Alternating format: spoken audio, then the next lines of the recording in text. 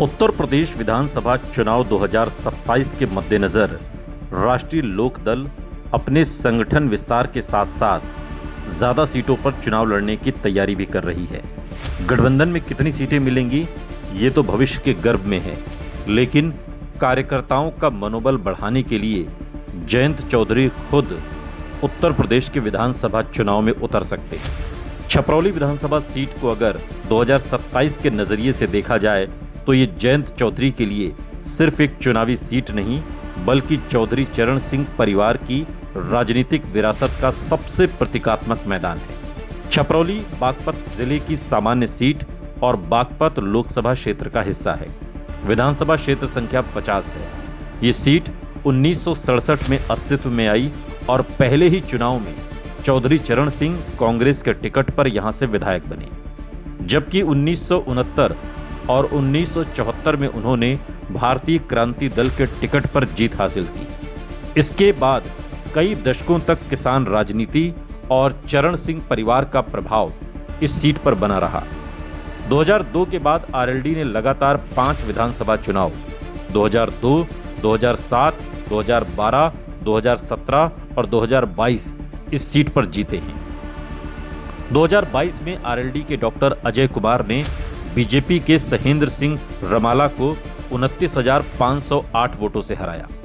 अजय कुमार को 1,11,880 यानी 53.30% वोट और रमाला को 82,372 यानी 39.24% वोट मिले। इससे भी महत्वपूर्ण बात यह है कि 2017 में आरएलडी के सहेंद्र सिंह रमाला सिर्फ 3,842 वोट से जीते थे। बाद में बीजेपी में चले गए और 2022 में बीजेपी के उम्मीदवार बने। फिर भी आरएलडी ने सीट बड़े अंतर से बचा ली। यही आंकड़ा बताता है कि यहां केवल उम्मीदवार नहीं बल्कि आरएलडी का संगठन, जाट किसान राजनीति और चौधरी चरण सिंह की विरासत भी चुनावी ताकत है। जातीय गणित की बात करें तो छपरौली में कोई आधिकारिक जातिवार मतदाता सूची तो उपलब्ध नहीं है, लेकिन अलग अलग चुनावी अध्ययनों के आंकड़ों को अनुमान के रूप में देखना चाहिए। 2022 के आसपास स्थानीय चुनावी आकलन में जाट मतदाताओं को लगभग 1,32,000, मुस्लिम करीब 61,000, कश्यप करीब 26,000, दलित लगभग 21,000 और गुर्जर करीब 15,000 बताए गए। दूसरे स्रोत भी जाटों को इस क्षेत्र का प्रमुख सामाजिक समूह बताते हैं, यानी जाट वोट यहां सबसे बड़ा राजनीतिक आधार है। लेकिन जाट अकेले जीत की गारंटी नहीं है। मुस्लिम, कश्यप, गुर्जर, दलित और दूसरे ग्रामीण मतदाता परिणाम का अंतर बदल सकते हैं। 2022 में आरएलडी को मिली 53.30% वोट की हिस्सेदारी ये बताती है कि पार्टी अपने मुख्य आधार के साथ व्यापक समर्थन जुटाने में सफल रही थी। 2024 लोकसभा चुनाव ने भी आरएलडी के लिए बेहद सकारात्मक संकेत दिया। छपरौली विधानसभा खंड में आरएलडी उम्मीदवार राजकुमार सांगवान को 1,02,195 वोट और समाजवादी पार्टी उम्मीदवार अमरपाल शर्मा को 54,970 वोट मिले, यानी आरएलडी को करीब 47,225 वोट की बढ़त रही। हालांकि 2024 का लोकसभा चुनाव बीजेपी आरएलडी गठबंधन के तहत हुआ, इसलिए इस बढ़त को केवल आरएलडी का शुद्ध वोट मानना भी सही नहीं होगा। फिर भी गठबंधन की संयुक्त ताकत का महत्वपूर्ण संकेत है। अब सवाल आता है कि जयंत चौधरी के लिए छपरौली कितनी सुरक्षित है। राजनीतिक रूप से देखें तो ये उनकी सबसे स्वाभाविक सीटों में से एक होगी। इसका पहला कारण विरासत है। चौधरी चरण सिंह, अजीत सिंह और जयंत चौधरी की राजनीतिक पहचान पश्चिमी यूपी, किसान राजनीति और खासकर बागपत छपरौली क्षेत्र से गहराई से जुड़ी रही है। दूसरा कारण संगठन है।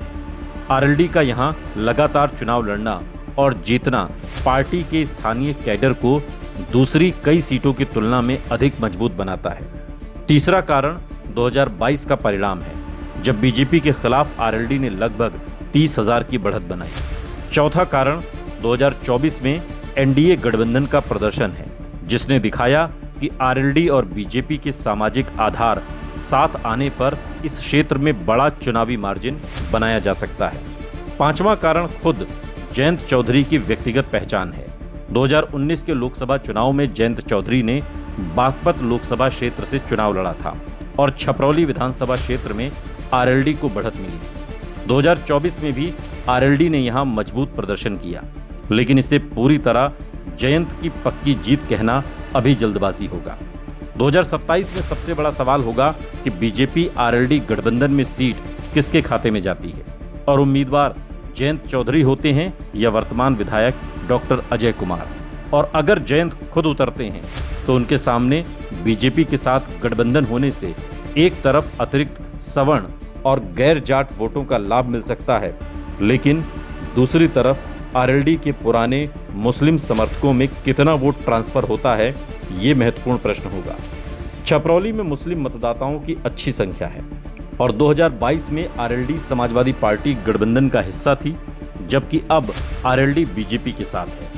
इसलिए 2027 में जयंत चौधरी की चुनौती सिर्फ जाट वोट को एकजुट करना नहीं, बल्कि जाट प्लस किसान प्लस गैर जाट ओबीसी प्लस गठबंधन वोट को एक साथ रखना होगी। समाजवादी पार्टी कांग्रेस यदि मजबूत उम्मीदवार उतारती है तो वो मुस्लिम, दलित और कुछ गैर जाट ओबीसी वोटों को एकत्र करने की कोशिश करेगी, जबकि बीएसपी अपना पारंपरिक दलित आधार वापस पाने की कोशिश कर सकती है। फिर भी वर्तमान चुनावी इतिहास में छपरौली आरएलडी के लिए सबसे मजबूत सीटों में है। 2022 में आरएलडी ने 29,508 वोट से जीत दर्ज की और 2024 में एनडीए के आरएलडी उम्मीदवार ने समाजवादी पार्टी पर 47,000 से ज्यादा की बढ़त बनाई। इसलिए अगर 2027 में जयंत चौधरी खुद छपरौली से चुनाव लड़ते हैं, सीट आरएलडी के खाते में रहती है और बीजेपी आरएलडी गठबंधन का वोट ट्रांसफर प्रभावी रहता है, तो छपरौली उनके लिए उत्तर प्रदेश की सबसे सुरक्षित और राजनीतिक रूप से सबसे प्रतिष्ठित विधानसभा सीटों में से एक हो सकती है। लेकिन असली परीक्षा होगी क्या जयंत चौधरी पारिवारिक विरासत को व्यक्तिगत विधानसभा जनादेश में बदल पाते हैं, क्योंकि छपरौली में उनके लिए जीत केवल विधायक बनने का रास्ता नहीं होगी, बल्कि ये संदेश भी होगी कि चौधरी चरण सिंह की राजनीतिक विरासत अब तीसरी पीढ़ी के नेतृत्व में भी जमीन पर उतनी ही मजबूत है। और अगर बीजेपी गठबंधन की सरकार उत्तर प्रदेश में 2027 में बनती है तो जयंत चौधरी की भूमिका डिप्टी सीएम के तौर पर भी देखी जा सकती है।